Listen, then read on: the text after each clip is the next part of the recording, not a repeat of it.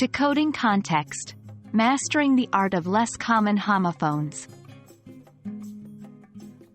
Hello, language learners. Today we're diving deep into the fascinating world of English language nuances, specifically exploring less common homophones. These words might seem tricky, but understanding their different meanings and learning to use them in context can dramatically enrich your English. Let's unravel the mystery of these unusual homophones. Homophones are words that sound alike but have different meanings.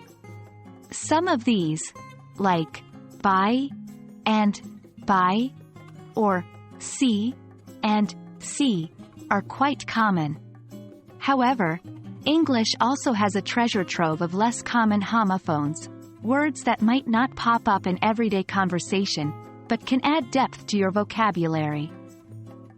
Some examples include censor and censor, or reek and reek. Even native speakers sometimes mix these up. To master homophones, it's crucial to understand the context in which they're used.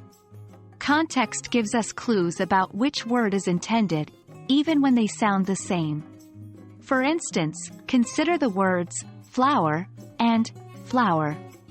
When baking, we'd use flour, but when talking about a garden, flower fits the context. Both sound the same, but their meanings are vastly different, which becomes clear from the situation in which they're used. Let's look at some examples. Consider the words compliment, something that completes or goes well with something, and compliment, a nice thing you say about someone. Example 1. Your earrings complement your dress perfectly. Here, compliment fits the context, meaning the earrings go well with the dress. Example 2. She received a compliment on her presentation. In this context, compliment means a nice thing said about the presentation. The best way to understand the usage of these words is by practicing them in sentences. Here's an exercise. I'll give you a sentence with a blank space and two homophones to choose from. You'll have to fill in the blank using the right homophone. For instance, he needs to waste less time. In this context, the correct homophone is waste, which means to spend carelessly.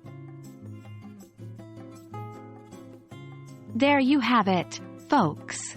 A deep dive into less common homophones and their contextual usage. Remember, practice makes perfect. So keep using these words in your conversations and writings. Context is key when using homophones, so always pay attention to the overall meaning of your sentence. I hope this video was helpful. Keep exploring the richness of the English language, and you'll continue to improve your fluency and understanding. Happy learning, and see you in our next video.